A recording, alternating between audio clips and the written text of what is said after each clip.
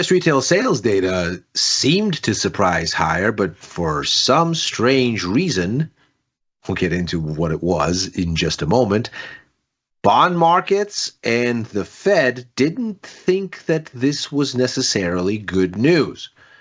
So what does this mean going forward, and how does this set us up for the market's perception of the U.S. economy as we get into the second half of the year and start to think more acutely about economic growth?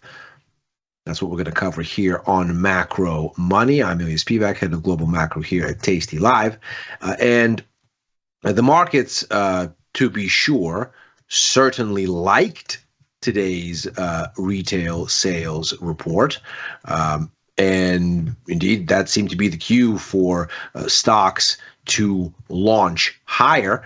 But nevertheless, one does have to ask the question and look under the surface, how is the U.S. economy actually doing? And those details are perhaps not quite as encouraging as the markets thought they were.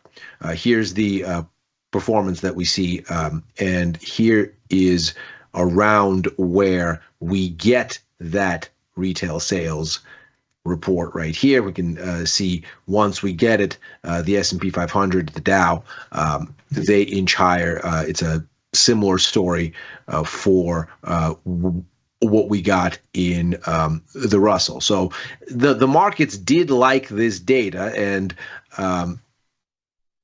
at the headline at least, it certainly seems to make sense. Why? Overall retail sales up 0.6% compared with a 0.1% consensus. And indeed, as you look down kind of the various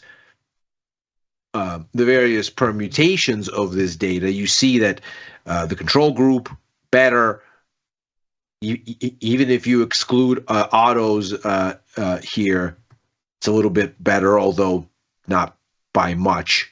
The gap narrows to just 0.2% from this gap here. So autos obviously an important consideration here, but nevertheless, the numbers look in all better. In fact, this increase in the year-on-year reading up to 3.9% was the first uptick in 4 months for the year-on-year rate. So on the face of it, these are certainly encouraging until you look just a peek under the surface.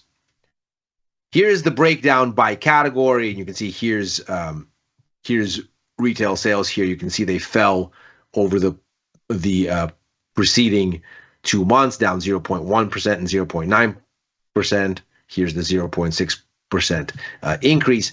And the thing that really stands out immediately is this motor vehicle component.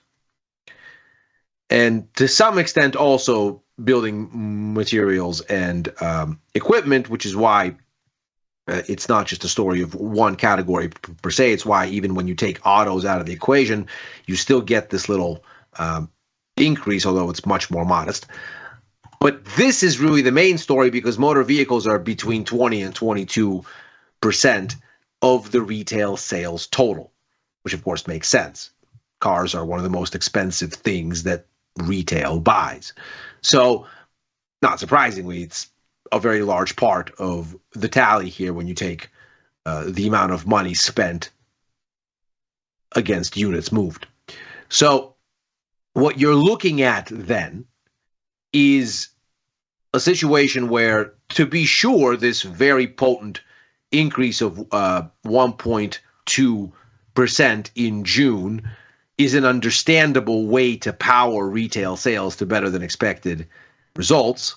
To some extent, the 0.9% rise in building materials is likewise a standout, but it still is a smaller component of the total. It's really this motor vehicle bit that is the driver, given how important this is for the headline tally. But consider that this comes after 2 months of significant losses. a 0.7% decline in April, and an eye-watering 3.8% decline in May. And when you add all that up together, what you end up with is retail sales, at least in motor vehicles terms, that are on net down about 3.3% in the second half of the year.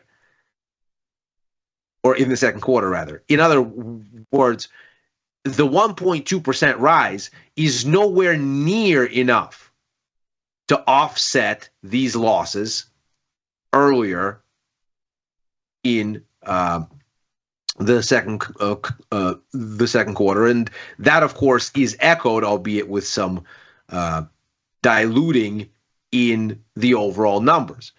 So retail sales on the whole actually fell over the course of April, May, and June.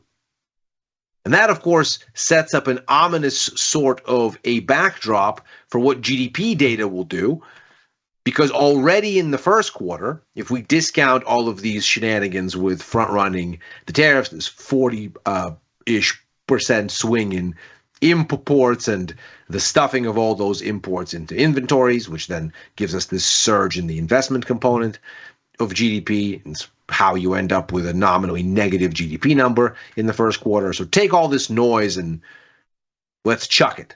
Because as a lasting thing, it's obviously not a factor. This is front-running of tariffs that have since arrived.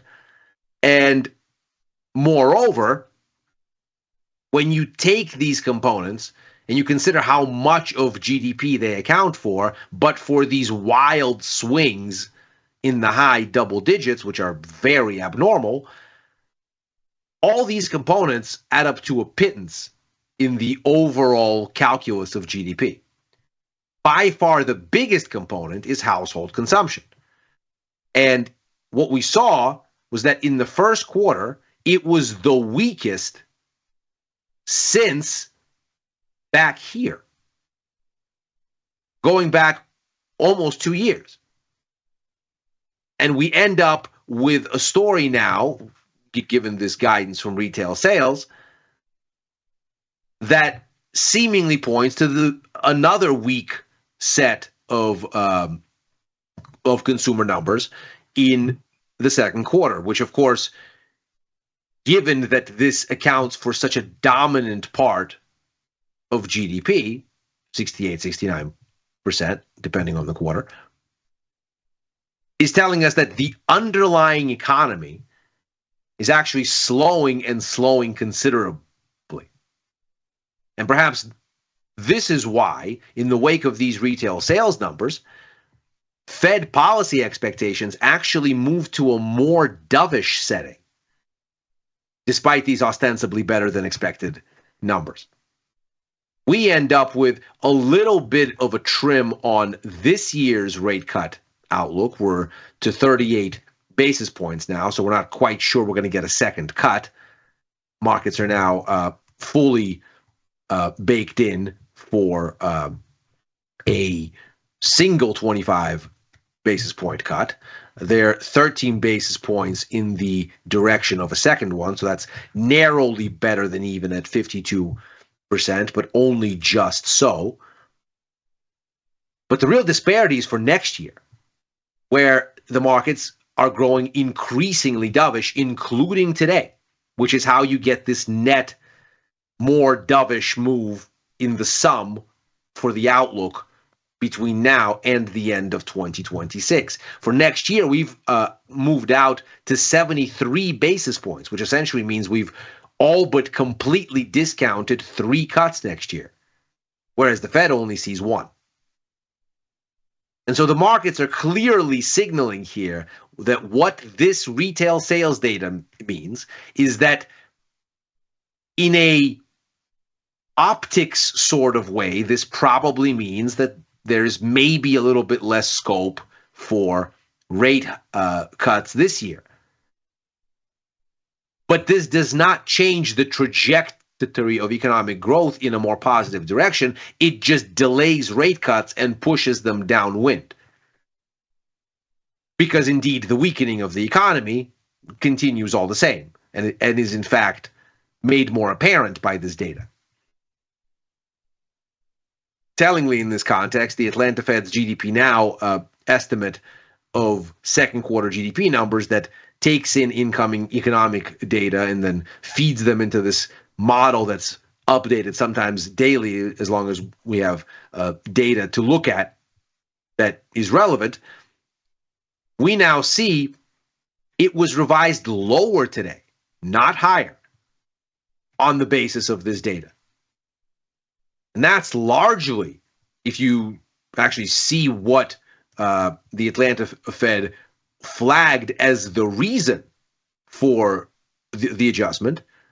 And here a quote is perhaps most appropriate. The Atlanta Fed very directly says that what they did was downgrade personal consumption expenditure expectations.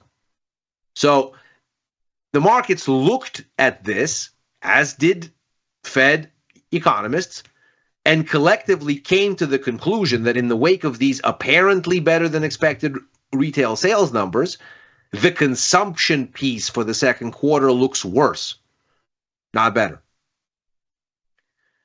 With that, we get another view of where consumers' heads are at, going now into the second half of the year, with the last bit of notable event risk for the week, the University of Michigan Consumer Confidence Survey. And here you can see we saw a very spirited rebound off these COVID equivalent lows. These, of course, were the post-COVID bottoms in sentiment here, and not surprisingly, sentiment was declining as inflation expectations were rising as a consequence of the pandemic's many disruptions. And once inflation started to fall, once the Fed really started to lean into rate hikes, you can see this is, of course, the beginning of 2022 right here, where the Fed really starts to hike. Once that starts to have an effect and inflation expectations decline, sentiment improves. As you get the advent of tariffs at the beginning of this year, inflation expectations surge and have in fact surpassed at one point the COVID peak. Sentiment craters. Fast forward to the June survey and the decline in inflation expectations from 6.6 to 5%, looking 1 year forward in these numbers. That gives you a potent jump in sentiment. As we look ahead, we can see the overall index is expected to nudge up just a touch, but expectations looking forward 6 months or so, as well as the assessment of current conditions, a little bit weaker in the forecasts. And perhaps that makes a bit of sense, warns that actually the headline figure might disappoint. And that takes us back to these inflation expectations as a driver of sentiment. Now, we just saw earlier this week that although the overall CPI report looked encouragingly normal at first blush, and the increase in headline inflation matched expectations pretty much exactly, 2.7% increase in the headline from 2.4. The thrust here came not from services, where inflation already is the most dominant, and that's not surprising. Services is the biggest sector in the economy, but from goods, suggesting that the impact of tariffs is starting to appear. In fact, here's the change in monthly contributions to year-on-year figures. We can see the overall headline figure rose by 0.3 percentage points. That's from 2.4 to 2.7. But the thrust here is 4 times larger on the goods side than it was on the service side. If we actually look at the momentum of prices rather than just their levels. When we then got the PPI report, that seemed to continue. The goods component in PPI saw its first large increase in quite a while, and the largest since back here, January. So this is now a very sort of straightforward appearance for inflation linked to tariffs. We can obviously see that goods inflation has been basically non-existent going back for 2 years until this. Moreover, if we look deeper into the price dynamics here, we find that at the very beginning of the U.S. supply chain, at the intermediate demand level, before goods essentially go from who initially begins to have them at the wholesale level, then moves them on to final distributors that then put it out in stores and, of course, make it a retail-facing item. At the very beginning of the U.S. supply chain, margins got absolutely smoked 3 months ago. In fact, this is the biggest decline in wholesalers' margins since back here in 2013, the worst in 12 years. And for the subsequent 2 months, those margins didn't exactly keep pace, but they continued to deteriorate, suggesting that wholesalers are eating inflation costs, ostensibly from higher input costs around these tariffs, without passing them on to consumers. This is, of course, or even to final demand distributors, so wholesalers downwind along the supply chain. And in fact, as we look at corporate earnings reports, we see companies attesting as much. So with all of this in the inflation data, there seems to be a meaningful risk that consumers have noticed that the price of stuff seems to be heading higher, and that the thrust there seems to be significant and more notable than it's been in quite a long time. Now, if this feeds into these one-year inflation expectations and we get a nudge up here, given how this has been the driver of sentiment for the better part of 4 years, one would expect that sentiment would then deteriorate and give us a disappointing outcome, which would then, of course, make the second quarter story that much more ominous. If consumption is as weak as it appears in the first quarter, and it looks like it's on a pathway in the same direction in the second, if not worse, then all of the growth concerns on display in the first half of the year, they have the capacity to become still more acute. Now, you might say, what growth concerns? Stock markets hit a record high in the first half of the year, and that's certainly the case. However, as we keep going back to here over the past several days, notice that in the first half of the year, stocks, whether you look at the S&P or the NASDAQ, rose only a touch more than their normal 6-month average, but those gains were absolutely dwarfed by a dramatic US dollar sell-off. The dollar fell 9% against the yen, almost 40% against the euro, over 25% against gold. And so, if we consider stock markets up 5.4 or 7.9% up, it's important to remember they're up in dollar terms. Factor out the influence of the weakening dollar on inflating these asset values and express them in any other major currency, and you end up with a loss for U.S. equities in the first half of the year. Meanwhile, for all the fire and fury in the Middle East, crude oil fell 9.2%, and the front end of the curve continued to price in rate cuts. Front end yields fell. And whatever happened in crude oil clearly seemed to suggest that the markets are more concerned with demand destruction than they are with supply being disrupted.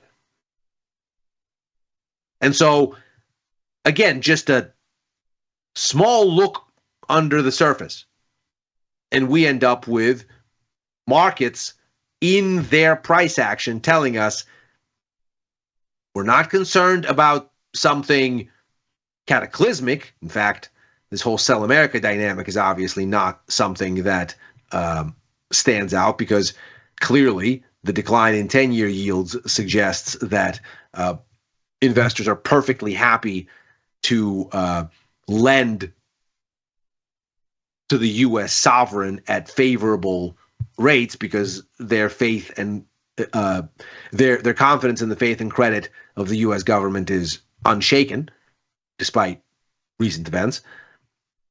But that, in fact, what they're still seeing is rate cuts and demand destruction.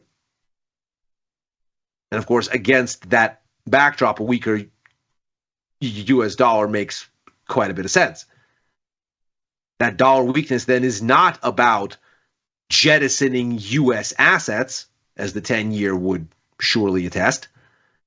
It is about getting ready for an easing cycle against the backdrop of something that starts to smell like a recession. And so, with that in mind, if you then get aggravation of these dynamics as you head into these numbers, and if they disappoint because inflation expectations here tick higher, the story for the second quarter starts to look a lot less resilient than perhaps the nominal dollar-based equity market levels and valuations would suggest. With that, we have today's episode of Macro Money. As ever, we are here Monday through Thursday, right after overtime, a show that I co-host with Chris Vecchio and Dylan Radigan, looking at the Wall Street close and where things may go from there. We are going to be off here next week, but Macro Money will be back the week after. In the meantime, I'll be surely still commenting, because I can't help myself, on the platform formerly known as Twitter, and on Blue Sky at Ilya Spivak. If you're watching this on YouTube, like and subscribe. In the meantime, happy trading.